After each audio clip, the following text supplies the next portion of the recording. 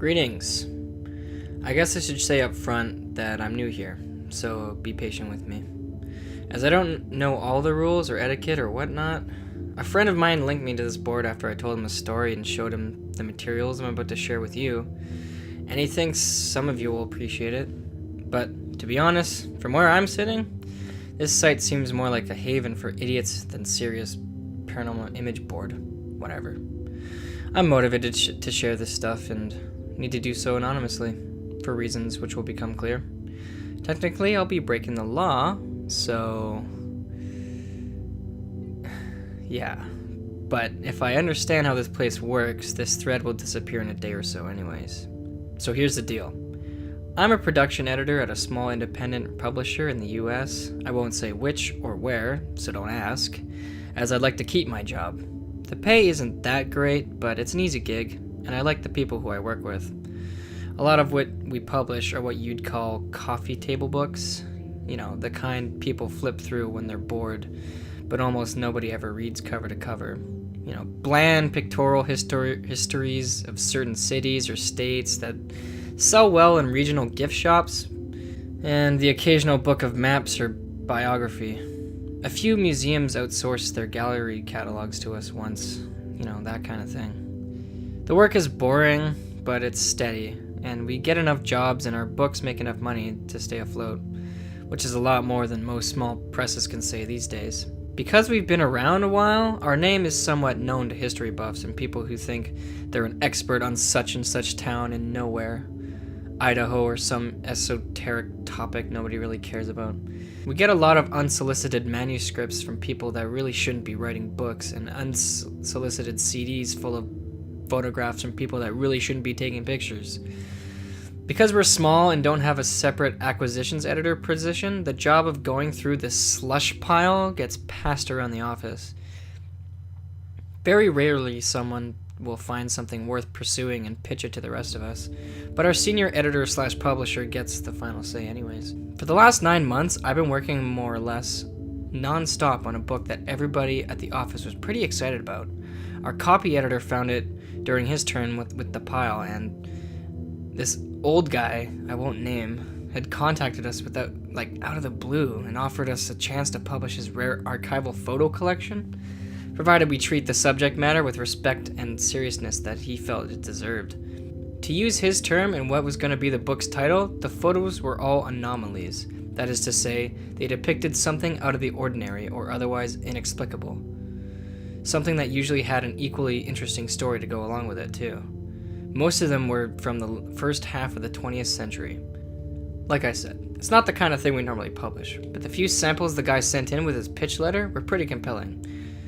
And once we'd seen the rest of them, and heard a few of the stories, and realized that none of these pictures were widely known, we knew we had something that would get people's attention. The format was going to be simple and classy, with a lot of white space and breathing room. Each photo would appear as a high-quality print on the right-hand page, followed by a blank left-hand page, and then a couple of paragraphs caption each photo on the following right-hand page. From the very beginning, this guy was a nightmare to work with, and the job took forever because he refused to send more than one document at a time. He would send me certified mail, I would get it, scan it, and mail it back certified.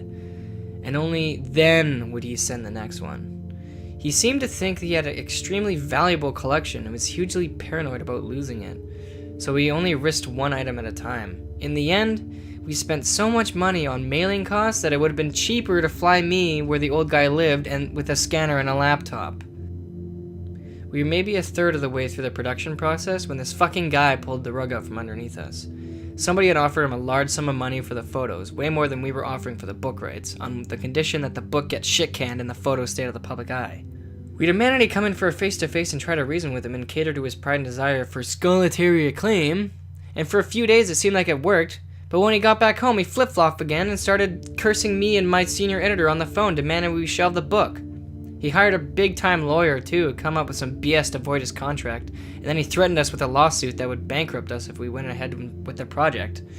And we lost. To add insult to injury, the law firm sent this annoying little IT guy to our office to make sure the materials were wiped from our computers, because the vast majority of it existed on my machine, and I literally spent months of my life on the project. I felt and still do, feel the most violated and bitter about the whole thing. Somebody should benefit for all the work, hence my reasons for coming here. Unfortunately, I don't have the high-resolution scans I made on the photos, but I did keep working drafts of the original captions and 14 medium-res placeholder thumbnails that Quark created as I was laying out the original versions for the book. Don't ask me why we're still using Quark. It's just what we know and what we paid for a long time ago. I'm not supposed to, but I occasionally take the working Quark files and tweak them on my home machine. The full file, with the high-resolution images embedded, gets way too large and unwieldy to bring home with me. So most of the time I just experiment with fonts and layout options. So I don't embed the images until the end anyways. But after all this shit went down, I discovered that I had a working file on my home machine of what we had done so far, so I printed it to PDF and then stripped the text and images from that PDF file. You folks will be the beneficiaries of that. Just to be clear, I don't claim anything with regards to veracity or provenance of these photos.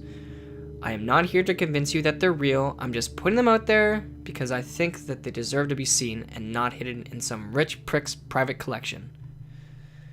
Photo 1 of 14, the Collingwood Fire. This is the last known photo taken inside Lakeview School in Collingwood, Ohio, before it was consumed by fire on March 4th, 1908, killing 172 students, 2 teachers, and 1 rescuer.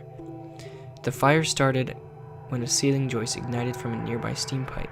Flames blocked escape routes, leading to panic and a stampede that trapped a large number of victims in a stairwell, where they were cooked alive. Additional casualties were incurred when burning students jumped from a 2nd and 3rd story windows. Everyone in this photo perished, except for Mr. Olson, seated at the far right in the back row. The spectral artifacts in the photo remain unexplained. Photo 2 of 14, Charlie Noonan's last interview. Charlie Noonan was an amateur folklorist who traveled throughout the South and Southwestern United States during the early years of the 20th century, collecting tall tales and stories of the supernatural. According to his wife, Ellie, Charlie was told a story one day by an Oklahoma farmer about a strange woman who lived alone in an isolated property in the Panhandle. The farmer claimed the woman was not a woman at all, but something else. Something that hid its true nature behind a headscarf and was never seen without a large dog by its side. Noonan was apparently intrigued enough to try searching for the woman during one of his research road trips, but he was never seen again. Ellie Noonan was later contacted by a Tulsa pawnbroker who remembered reading about her husband's disappearance in the papers. After finding his name engraved on a camera sold to him by an itinerant, the pawnbroker returned the camera, and Miss Noonan had the film inside developed in the hopes of finding a clue as to where his whereabouts. This was the only photo in the roll. Unfortunately, neither the location of the property nor the name of the farmer who told him the story was ever recorded in Noonan's notes. Photo 3 of 14, the death of John Halstead. This prophetically torn photograph depicts a regimental color guard of the Union Army 1 month before they marched into the battle at Antietam, September 1862. The gentleman on the far right, named John Halstead, had the right side of his face and right arm blown off by cannon fire at the start of those hostilities. It is unknown exactly when the damage to the photo occurred. Photo 4 of 14, the Axeman of New Orleans. Edouard Martel was an unsuccessful French photographer and inventor who traveled throughout the U.S. during the first 2 decades of the 20th century, trying to drum up interest in investors for a device that added a timer and automatic exposure feature to Kodak's popular line of folding brownie cameras. Often he would wake up early, set up a hidden camera in an inconspicuous spot on the streets of whatever city he happened to be in, and then walk to a nearby cafe or bar, so that he would capture candid scenes of daily life to remember his travels by. The best of these photos were selected for Martel's one and only gallery show in Paris, 1924. Unfortunately, Martel died penniless and unknown in 1955, and it was left to his daughter Jeanne to sort through the boxes and boxes of photos he had left behind, to see what should be kept and what should be discarded. During this process, she came through this photo, taken in New Orleans in the morning of October 28, 1919, a few hours before Martel boarded a steamer ship and returned to France. It turns out that Martel hated motion blurs in his photographs because he thought they would reflect badly on the speed and accuracy of his lens mechanism. This prejudice made him cast aside and overlook what was probably the most important photo he ever took. What makes this photo so special? The night before he was taken, the notorious and still unidentified serial killer known as the Axeman of New Orleans had committed his last murder, hacking Mike Pepitone to death in his bedroom and then fleeing the scene just as Pepitone's wife was discovering the body. Could this be him returning to his residence? It's impossible to say, but if it is, the image appears to belie the legend, based on the shaky testimony of Pauline and Mary Bruno and prevailing prejudice of the time, that only a black man was capable of such savagery. Photo 5 of 14. The Grand Cavern Cryptids. This photo was taken in 1895 by an amateur spelunker/photographer named Orrin Jeffries while exploring an unmapped section of Grand Caverns in southwestern Virginia. At the time it was taken, Jeffries was conducting photographic experiments using super long exposures to see if anything at all could be captured in the total absence of light, otherwise known as cave darkness. He would situate himself on level ground, extinguish his lantern, and then open the lens of his homemade box camera for as long as he could stand the darkness. During one of these experiments, he had heard something approach from the deeper recesses of the cave. Frightened, Jeffries abandoned his experiment and set off one of the Blitzschnitz flashes he used for taking traditional photos underground. According to the report he gave later to the local newspapers, Jeffrey had saw 3 humanoid creatures staring at him from the shadows and took off running in the other direction and didn't stop running until he was topside. Several days later, he returned with 3 other men to retrieve his box camera. This is the image that was recorded on the film inside. In 1938, Evergreen Park, Illinois, outside Chicago, Billy and Stevie Harlow were riding in the front seat with their mother Tammy when their Ford sedan collided head-on with a Chrysler. During the collision, the cars spun in such a way as to impact 2 additional vehicles. Tammy Harlow survived, but the boys were ejected through the windshield and killed instantly. A crime scene photographer from the local paper took this shot as a crew of volunteers frantically worked to free John Downing, the driver of the Chrysler. It appears that little Billy and Stevie stuck around to watch.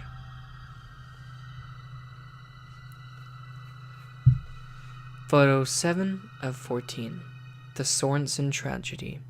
The Sorensens were a Danish family who immigrated to the United States sometime between 1905 and 1906. They arrived with their eldest child, Anders, seen on the donkey, and settled on a farmstead in Missouri.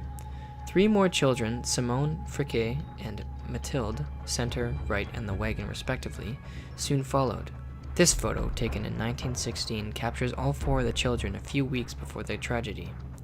The 3 eldest kids were apparently playing fort in the hay barn, and most had fallen asleep.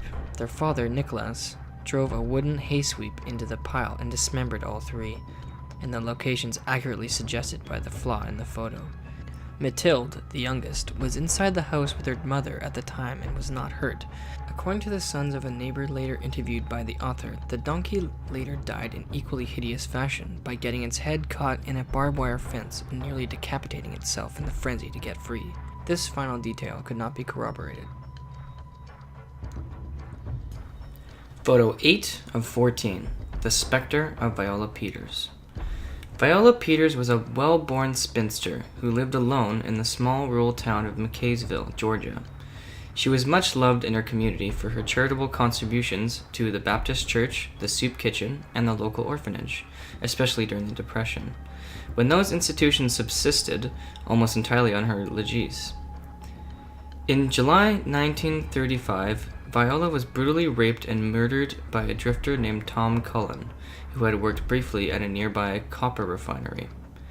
Cullen proceeded to stay on in Viola's house and savage her corpse for an additional 17 days before he was caught and captured.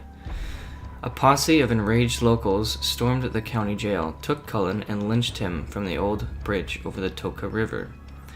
This photo was taken by Garrett Killian, a witness to the lynching, and caused quite a stir when it was published a few days later in the Atlanta Constitution. To most, it suggested that Viola's spirit achieved some measure of peace by attending her killer's execution, but some twisted minds saw, in a forlorn contusions, a longing to get one last look at her one and only lover. Photo 9 of 14. The Ghost of Sara Eustace. Danvers State Hospital, formerly Danvers State Lunatic Asylum, was a Kirkbride-style psychiatric hospital built in 1874 on what was then an isolated site in rural Massachusetts. Like all Kirkbride asylums, it was famous for its Gothic architecture and its use of now outdated medical techniques to treat insanity. Danvers is often cited as the birthplace of the prefrontal lobotomy.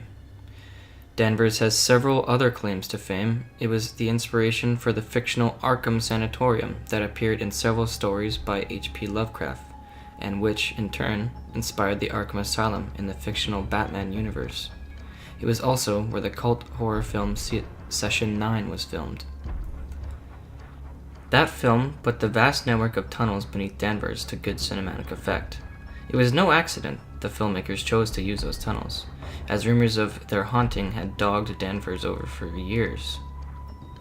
The most famous story concerns Sara Eustace, a patient who escaped her ward in 1955 and snuck into the tunnel system. Despite multiple searches and a week-long lockdown of the asylum, Sara was never seen again. It was assumed she died down there, lost, thirsty, and alone.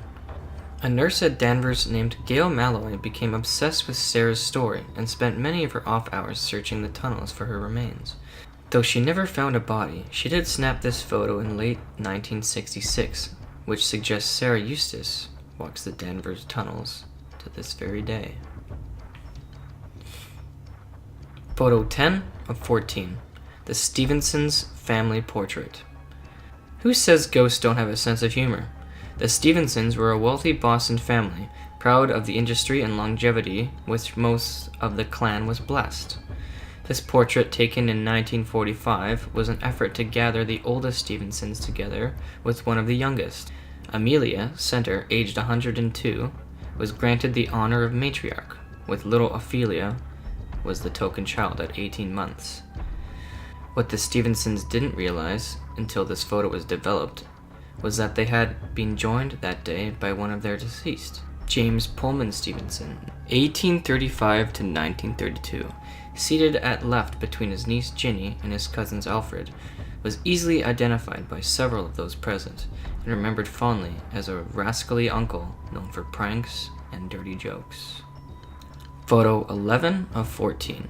The Disappearances of Mrs. Urnell. During her later years, Josephine Urnell would take a walk every evening at dusk around her beloved neighborhood in Norwich, Connecticut. On November 12, 1935, she set out as usual and never returned. Extensive searches were conducted by a large team of volunteers at the Norwich police force, but no sign of her was ever found. 3 years later, Miss Urnell was found squatting in front of a neighbor's house with a mark on her body and in perfect health. When she was asked where she had been, Miss Urnell was unable to understand the question. From her point of view, no time had passed at all. Against the advice of her neighbors and her doctor, she refused all medical treatment and resumed her life as if nothing ever happened, including her nightly strolls. Another neighbor snapped this shot of her in the fall of 1938. Clouds of smoke from piles of burning leaves give it an appropriately eerie feel. On the same date, in November of 1940, 5 years after her initial appearance, Mrs. Urnell vanished again. This time, she was never seen again. Photo 12 of 14. The Fate of Sally York. The 1912 threshing of little Sally York, age 9, in the cotton loom of North Fork Textile Mill, was one of a handful of such accidents that helped legislators push through the Keating-Owning Act of 1916, the first child labor law in American history. From the time of the accident until the mill's closing 4 decades later, workers consistently complained of cold spots, strange noises, and sudden taps on the shoulder when no one was near. The mill's foreman never paid these complaints any mind until this photograph surfaced in 1932. It was taken by a traveling photographer named Benny Johnson, who promptly sold it to North Fork Gazette for an unprecedented $10. The mill had to be shut down for the Christmas holidays and was empty at the time. This photo, later blamed for the closing of the mill during the Great Depression, was more likely the cause of that. Photo 13 of 14. Lily Palmer's eyes. Lily Palmer was not quite 4 when she experienced what doctors would later call an acute onset of sensory hallucinations. This photo, taken by Lily's mother, Annette, on Halloween night, 1952, purportedly captures the arrival of her disorder. Lily and her Filipino nanny were setting out for a round of trick-or-treating when the child suddenly screamed and began to claw at her eyes. It was some time before she was calm enough to speak, but when asked what she saw, Lily repeatedly spoke about things crawling in her eyes. Several days later, while unsupervised in her bedroom, Lily punctured both of her eyes with one of her mother's knitting needles. After receiving medical treatment, she was evaluated and committed, and remained institutionalized for the rest of her life, first at Belleville on the east side of Manhattan, and later at Rockland Psychiatric Center in Orangeburg, where she remained until she died of a heart attack in March 2001. A call to one of her former caregivers at Rockland confirmed that Lily's episodes were most traumatic on and around Halloween night, but for the majority of her life she could be heard begging and pleading with the staff to help her get these things out of her eyes.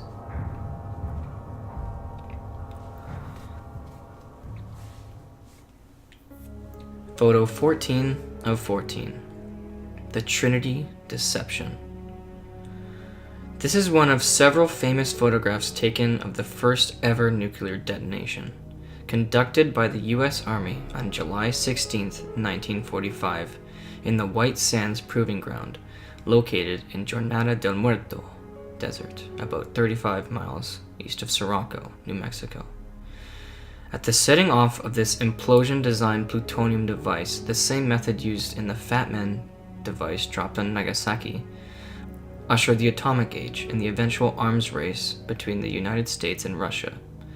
Only a handful of people were aware that this photo was cropped before it was ever released to the public, and they are all now dead.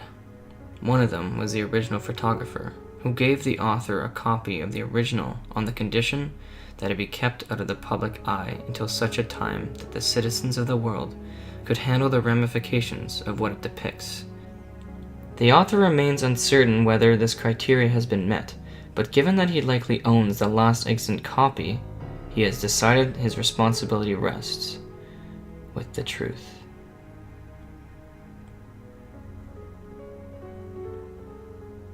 Alright guys, that was Anomaly by Rembetis. I don't know. It was a great story, and I really like how the pictures, I think the pictures really add to it. It's definitely up there with In the Bayou, and that's why I decided to read it. So I hope you guys enjoyed my reading of this creepypasta and enjoyed the pictures that went along with it. This actually took a long time to make. I was actually living in my aunt's house, aunt and uncle's place, when I did the first part. You could probably notice the shift in the audio because I'm actually recording this at my new house in Victoria. But yeah, so hope you enjoyed it. I will talk to you guys later. Bye bye.